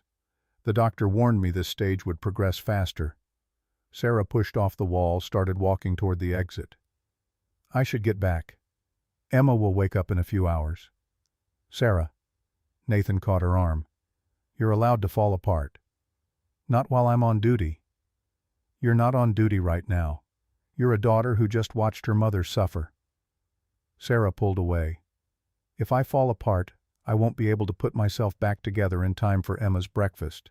So I'm not falling apart. I'm going home and doing my job. They drove back in silence. Nathan kept glancing over, watching Sarah's profile in the passing streetlights. She stared straight ahead, not crying, barely blinking, holding everything inside with the same ferocious discipline she applied to everything else. Back at the penthouse, Sarah went straight to her room without turning on lights. Nathan stood in the foyer, listening to the sound of her door closing, not slamming, just shutting with quiet finality. He should let her have her space, should respect her boundaries. Instead, he knocked. Sarah, please. The door opened. Sarah stood there in the darkness, and even without light, Nathan could see she was shaking. I can't do this right now. Her voice was barely a whisper. I can't be comforted or told it'll be okay, or any of the things people say when they don't know what else to do. Then just don't be alone. Sarah stared at him for a long moment. Then she stepped back, letting him into her room. They sat on opposite ends of her bed, the city lights filtering through the curtains. My father was a firefighter. Sarah's voice came out of the darkness. He died saving 3 kids from a building collapse. Everyone called him a hero. They gave him a medal posthumously, and my mother a flag. Nathan waited. The night he died, he and Mom had fought. About money, about his dangerous job, about whether they should move somewhere cheaper so I could finish school without loans. He left angry. She never got to apologize. Sarah pulled her knees to her chest, and now she can't remember any of it. Not the fight, not the funeral, not the 3 years of grief she processed before Alzheimer's took it all away. Sometimes I think that's a mercy. Other times I think it's the cruelest thing in the world. Both can be true. I know. Sarah rested her forehead on her knees. I'm losing her twice, once to the disease and once to death when it finally comes, and I can't stop either one. Nathan moved closer, not touching but present. Emma asked me last week if her mother was in heaven. Sarah looked up. I froze. Couldn't answer. Sarah had to step in, tell Emma that her mom was somewhere beautiful, watching over her, proud of who she's becoming. Nathan's throat tightened. I couldn't even give my own daughter that comfort. You were protecting yourself. I was being a coward. He met Sarah's gaze in the dim light. Catherine made me promise I'd be enough for Emma, that I'd be both parents, give her everything she needed. I've failed that promise every day for 2 years. No. Sarah's hand found his in the darkness. You've been grieving. That's not failure. That's being human. Her hand was warm, solid. Nathan held on tighter than he should have. I bought out David Morrison's debt portfolio. The confession came out before he could stop it. Every medical debt he owned, including your mother's account. He can't use it against you now. Sarah went very still. When, 2 weeks ago, Marcus found out he was one of Victoria's investors, that he owned your mother's debt. I couldn't let them use it as leverage. How much did it cost? That's not relevant. How much, Nathan? $4.2 million. Sarah pulled her hand away. You spent $4 million to protect me, to protect Emma from losing you. But even as he said it, Nathan knew it wasn't the whole truth. And yes, to protect you. I can't accept that. You don't have a choice. It's already done. Nathan stood, moved toward the door. Get some sleep. Emma needs you rested. Nathan, he turned back. Thank you. Sarah's voice was rough. And I'm sorry I can't pay you back. I don't want payment. I want you to stop carrying everything alone. After he left, Nathan stood in the hallway wondering when exactly his feelings for Sarah had shifted from gratitude to something far more complicated. Somewhere between watching her read to Emma and seeing her hold her dying mother's hand, professional respect had transformed into something he had no right to feel. Sarah worked for him. She was here for Emma. Getting emotionally involved would violate every boundary they'd established. But boundaries had never felt more fragile. The next morning arrived too soon. Emma bounded into the kitchen at 6:30 full of energy despite the disrupted night. Sarah was already there making pancakes shaped like dinosaurs, her face showing no trace of the previous night's pain. Morning, sweetheart. Sarah's smile was genuine. Hungry. Emma climbed onto a stool, chattering about her dream. Nathan poured coffee, watching Sarah navigate his daughter's excitement with practiced ease. No one would guess she'd spent half the night at her mother's bedside. Sarah? Emma paused mid-sentence. Are you sad today? Sarah's hands stilled on the spatula. What makes you ask that? Your eyes are sad, even when you're smiling. Nathan watched Sarah's professional mask slip for just a moment. Then she knelt beside Emma's stool, eye level with the child. You're very observant. Yes, I'm a little sad today. My mother isn't feeling well. The one who forgets things? Yes. Emma thought about this, her expression serious. My mommy isn't here anymore. Does your mommy feel like she's not here even when she is? Sarah's breath caught. Nathan started to intervene, but Sarah shook her head slightly. That's exactly right. Sometimes people leave us in different ways. Your mom left because she got too sick. My mom is leaving because her brain is forgetting how to work properly. That's not fair. No, it's not. Emma wrapped her arms around Sarah's neck. I'm sorry your mommy is leaving. I know how much it hurts. Sarah held her, and Nathan saw her eyes close, saw her mouth tighten with the effort of not crying. When she finally pulled back, she kissed Emma's forehead. Thank you for understanding. You're very brave. You're brave too. You still visit her even when it's sad. Because love doesn't need memory to be real. Showing up matters even when the person doesn't remember you showed up. Sarah stood, returned to the stove. Now how many dinosaur pancakes can you eat? Nathan's phone buzzed. A text from Marcus. Victoria's making her move. Board meeting called for Friday. She's pushing for a vote of no confidence. You need to be there. He typed back, what grounds? Claiming you're distracted by personal matters, neglecting company interests. She has 3 board members already on her side. Nathan felt cold spreading through his chest. Victoria wasn't just threatening anymore. She was executing. Another text. Also, someone leaked the story about Sarah and Emma to the Times. Full article runs tomorrow morning. Nathan looked up to find Sarah watching him, Emma oblivious between them, eating her dinosaur pancakes. Work emergency. Sarah's voice was carefully neutral. Victoria? She's escalating. What do you need? Time. Nathan pocketed his phone. And probably a miracle. The article hit newsstands at dawn. Nathan's publicist called before he'd finished his first coffee. Have you seen it? Reading it now.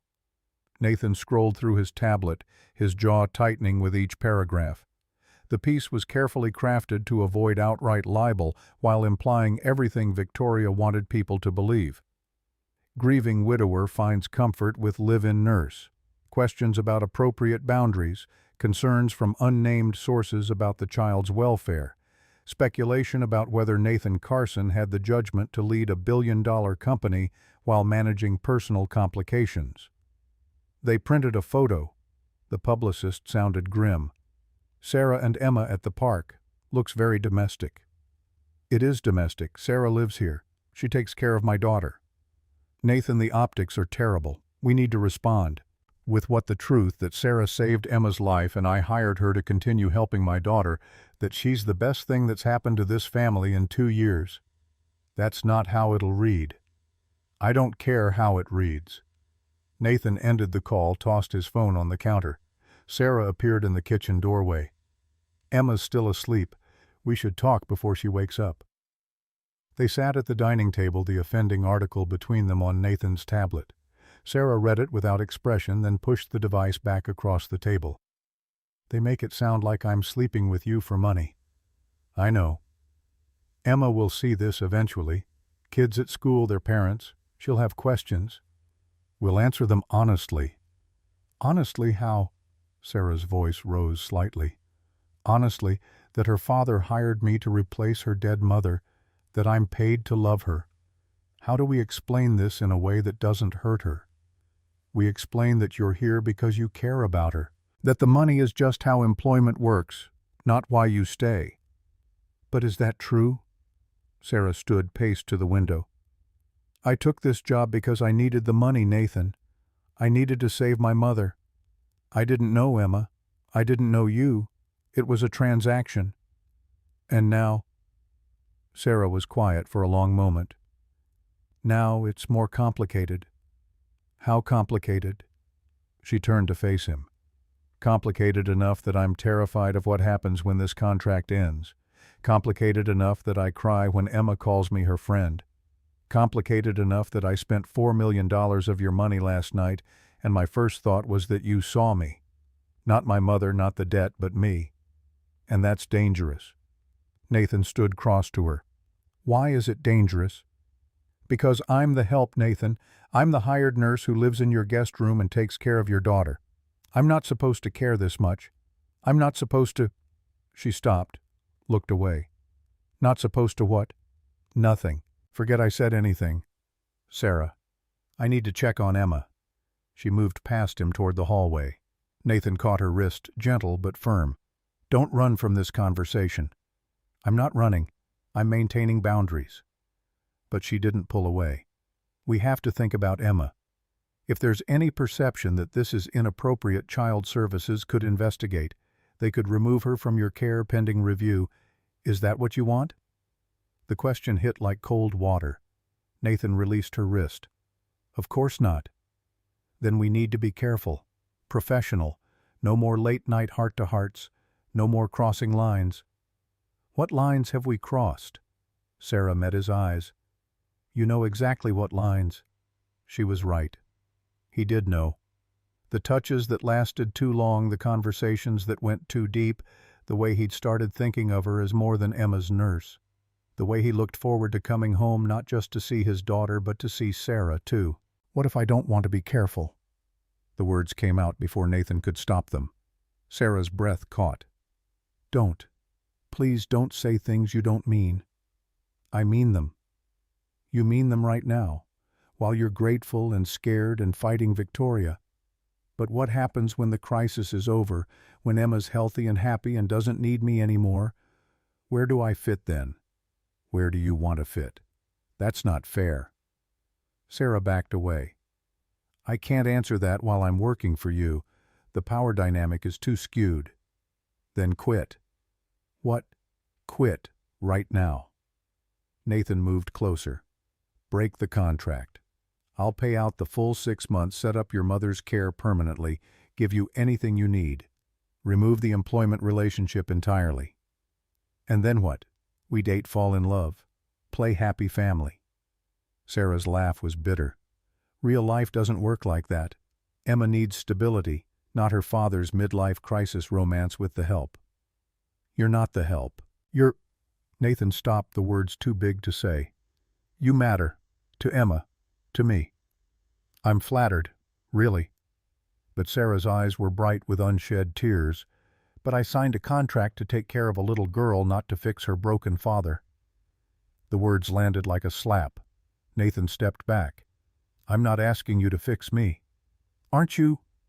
I see how you look at me. Like I'm Catherine's replacement. Like I can fill the hole she left. That's not... It is, and it's not fair to either of us. Sarah wrapped her arms around herself. I need this job, Nathan. I need the money, the security, the knowledge that my mother is cared for.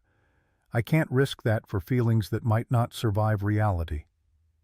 Before Nathan could respond, Emma's voice called from the hallway. Sarah, I'm hungry. Sarah wiped her eyes quickly, arranged her face into a smile. Coming, sweetheart. She walked past Nathan without another glance, leaving him standing in the dining room with a tablet full of lies and the truth burning in his chest. He wasn't asking Sarah to replace Catherine. He was asking her to be herself, the woman who challenged him, saw through his walls, made him want to be better. The woman who loved his daughter without being paid to do it, who showed up for her dying mother 3 times a week, even when it broke her heart. But Sarah was right about one thing. The power dynamic was impossible to navigate while she worked for him. As long as he signed her paychecks, anything between them would be tainted by the question of motivation. Nathan pulled out his phone, texted Marcus, "Draw up termination papers for Sarah Mitchell's contract, full payout benefits through end of original term, and set up an irrevocable trust for Dorothy Mitchell's care. $5 million managed by a third party." Marcus's response came immediately. What are you doing? Removing obstacles. This is insane. Probably. Do it anyway. The board meeting was scheduled for 3 p.m. on Friday. Nathan arrived early, suit-pressed presentation prepared ready for war. Victoria was already in the boardroom holding court with her 3 allies, Henderson from finance, Mallory from operations, and Chen from acquisitions. She smiled when Nathan entered. Nathan, so glad you could make it. Let's get this over with. Nathan took his seat at the head of the table. I understand you've called for a vote of no confidence. Unfortunately necessary. Victoria arranged her papers with theatrical precision. As board members, we have a fiduciary responsibility to shareholders. When the CEO's personal life begins to interfere with his ability to lead, we must act. My personal life has nothing to do with my performance. Doesn't it? Victoria pulled out copies of the Times article, slid them across the table. You're embroiled in a scandal involving your household staff. The company's stock has dropped 3% this week due to negative publicity. Shareholders are nervous.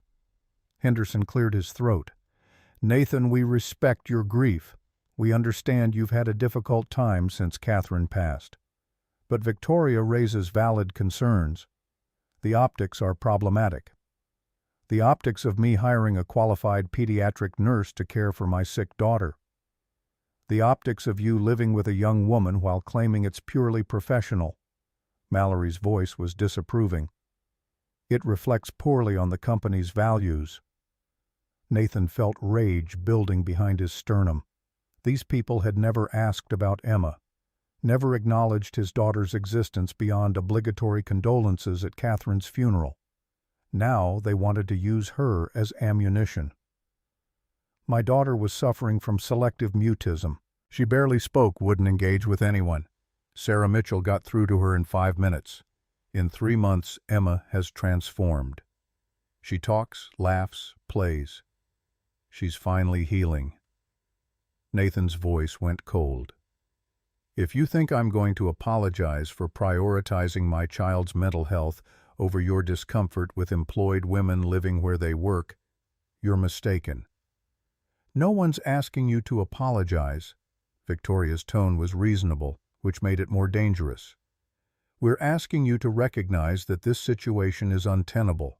Terminate Miss Mitchell's employment. Find alternative childcare arrangements. Show the board and shareholders that you can maintain appropriate boundaries. No. Then we have no choice but to vote. Victoria looked around the table. All in favor of declaring no confidence in Nathan Carson's ability to lead this company. 3 hands went up. Victoria, Henderson, Mallory. Chen hesitated, then lowered his hand. I abstain. The remaining board members, 5 in total, kept their hands down. Motion fails. Nathan's voice was steady despite the adrenaline coursing through him. 5 against 3 for 1 abstention. I maintain my position. Victoria's smile didn't waver. For now. But Nathan, understand this. I will keep pushing. I will find board members who agree that your judgment is compromised, and eventually you will lose. Then I guess we'll both be very busy. Nathan stood. This meeting is adjourned. As the board members filed out, Marcus appeared at Nathan's elbow. That was closer than I'd like. She's got Henderson and Mallory completely convinced. Chen's wavering.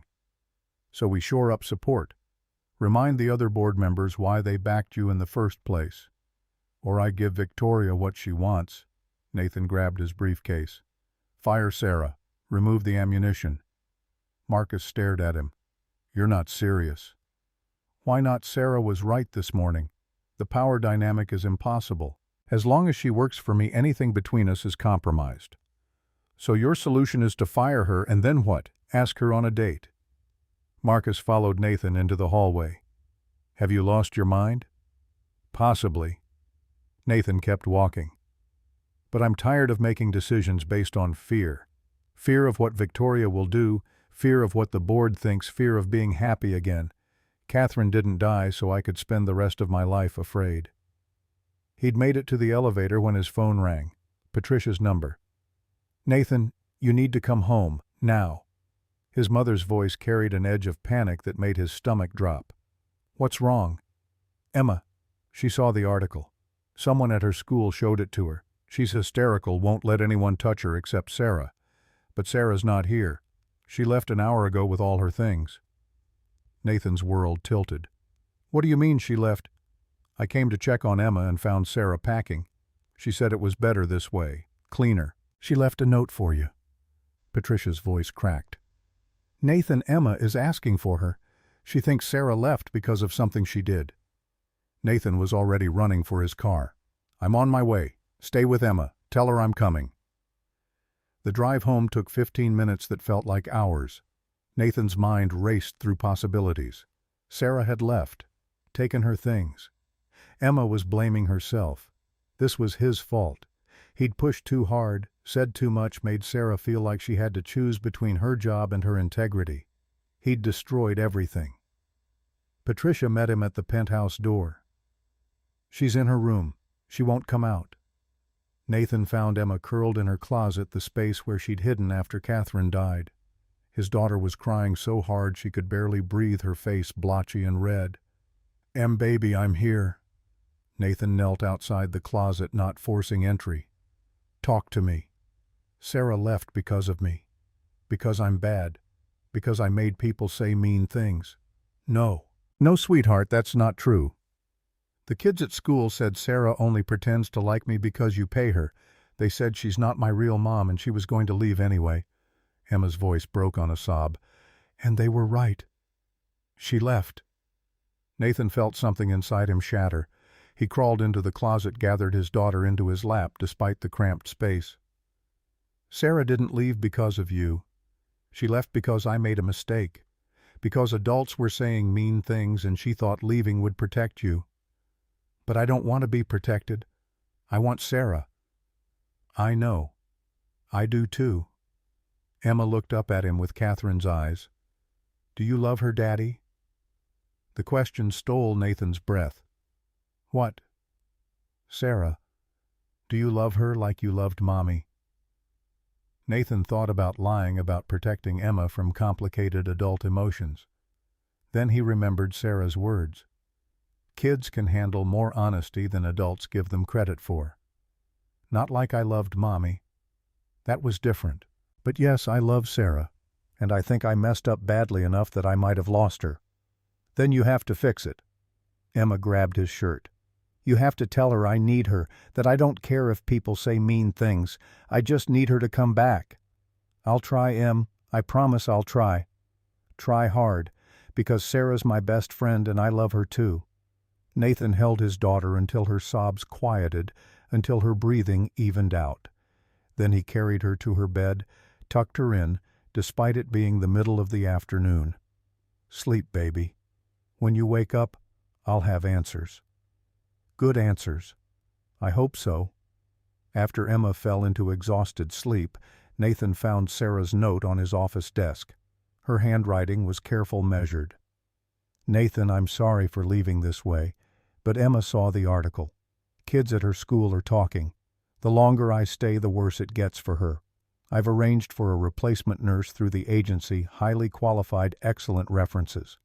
Emma will be fine. You both will be fine. The money you've given me is enough to secure my mother's care for years. I can't thank you enough for that gift. But this job was always temporary. The contract was always going to end. Better to do it now before Emma gets more attached. Before any of us do. Please don't try to find me. This is the right choice for everyone. Sarah. Nathan read it 3 times, looking for some hint of the woman who'd held his hand in the darkness, who'd told him love doesn't need memory to be real. But the letter was professional, distant, the same walls Sarah had built the day they met. He pulled out his phone, called the number she'd used to text him about Emma's dietary restrictions. It went straight to voicemail. Sarah, Emma needs you. I need you. Please call me back. He tried her personal email. No response. He called Riverside Memory Care. I'm sorry, Mr. Carson. Mrs. Mitchell left specific instructions that were not to give out any information about her whereabouts. Dead end after dead end. Marcus showed up at 8 that night, found Nathan still in his office, surrounded by unanswered calls and useless leads. Victoria won. Nathan's voice was hollow. Not the way she expected, but she won. Sarah's gone. Emma's broken. The board is circling. I've lost everything that matters in 48 hours. So fight back. How Sarah made her choice. She left to protect Emma. Then show her she was wrong. Marcus sat across from Nathan's desk. Show her that protecting Emma means staying, not leaving. Show her that love isn't something you run from. I don't know where she is. So find her. Marcus leaned forward. You built a company from nothing. You've outmaneuvered rivals, navigated hostile takeovers, survived your wife's death. You're telling me you can't find one woman in New York? What if she doesn't want to be found? Then you convince her she does. Marcus stood. But you don't give up. Not on her, not on Emma. You fight for what matters. And Nathan, she matters. After Marcus left, Nathan sat in the darkness trying to figure out where Sarah would go. Not her apartment, she'd given that up when she moved in. Not her mother's facility, too obvious. She'd mentioned working weekends at St. Joseph's Clinic before taking this job. Maybe they'd know something. He was reaching for his phone when it rang. An unknown number. Mr. Carson, this is Dr. Patel from Riverside Memory Care. I'm calling against Sarah's wishes, but I think you should know. Dorothy Mitchell is failing. She has days, maybe hours. Sarah refused to tell you because she didn't want to burden you, but I believe Emma would want to say goodbye. Nathan's throat tightened. Where's Sarah now? With her mother. Room 247. She hasn't left her side since she got here this morning. Nathan was already moving, grabbing his coat. Tell Sarah I'm coming, and tell her I'm bringing Emma. He woke his daughter gently, explained that Sarah's mother was very sick, and they were going to visit. Emma didn't ask questions. She just held his hand tight and followed him to the car. The drive to Riverside took 30 minutes. Emma fell asleep against his shoulder, exhausted from crying. Nathan carried her through the facility's quiet halls, following room numbers, until he found 247. Through the partially open door he could see Sarah sitting beside her mother's bed, holding Dorothy's hand. The older woman was unconscious, breathing shallow. Sarah was talking to her in a low voice, telling stories about her day, about Emma, about the life Dorothy couldn't remember anymore. Nathan knocked softly. Sarah looked up, her face collapsing when she saw them. You shouldn't be here. Emma wanted to say goodbye. Nathan stepped into the room, lowered his sleeping daughter into the chair beside Sarah. We both did. Sarah stared at Emma's sleeping form. She's supposed to hate me. I left her. She loves you. She thinks you left to protect her. Nathan moved to stand beside Sarah. Were you? I was protecting all of us. Sarah's voice broke. Every day I stay, Emma gets more attached. You get more, we both get more confused about what this is. And when the contract ends, when I have to leave anyway, the damage will be so much worse. The contract's terminated. Nathan pulled out the papers Marcus had prepared. Full payout. Dorothy's care is in a permanent trust. You don't work for me anymore." Sarah looked at the documents, then up at him. "Why would you do that?" "Because you were right. The power dynamic made everything impossible. You couldn't make choices freely while I held your mother's welfare and your financial security." Nathan set the papers on the bedside table. "Now you can." "Can what?" "Choose, without fear, without obligation." Nathan knelt beside her chair.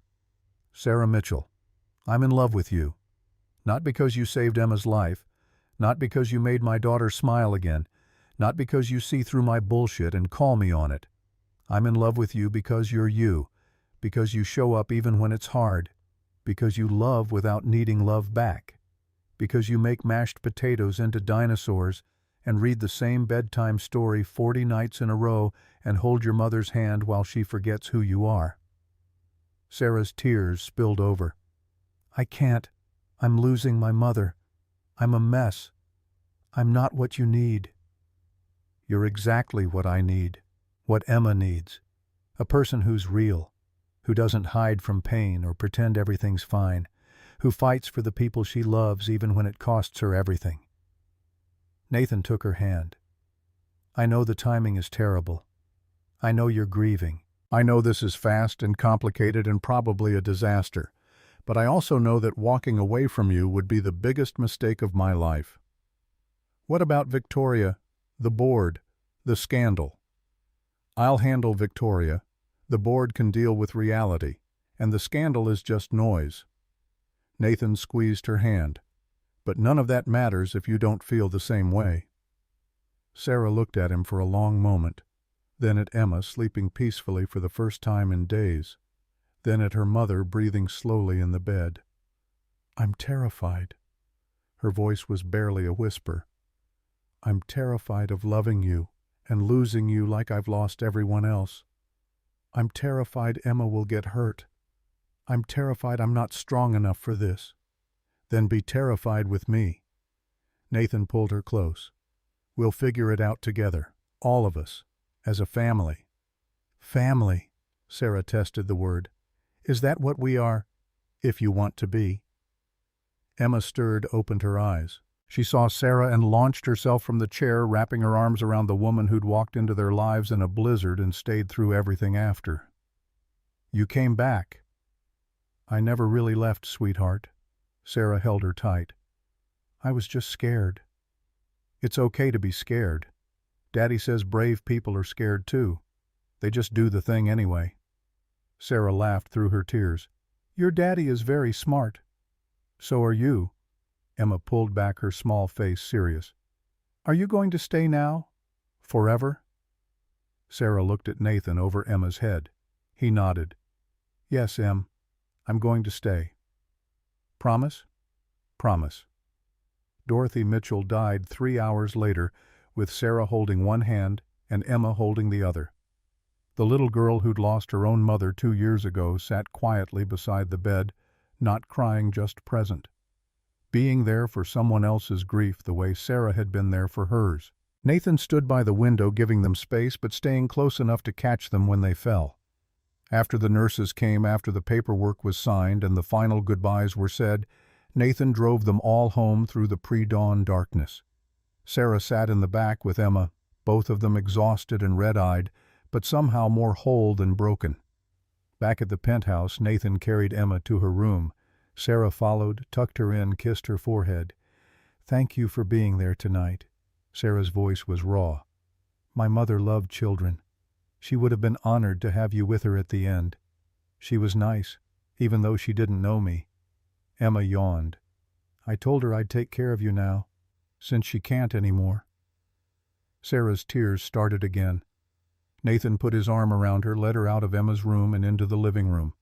They collapsed on the couch together, both too drained for words. "My mother's funeral is on Tuesday." Sarah rested her head on Nathan's shoulder. "I need to plan it. Make calls. Figure out what to do with her things. I'll help. We'll all help. This isn't your responsibility." "Yes, it is, because you're not alone anymore." Nathan kissed the top of her head. "You have me. You have Emma. You have a family." Sarah was quiet for a long moment. Then, "I love you.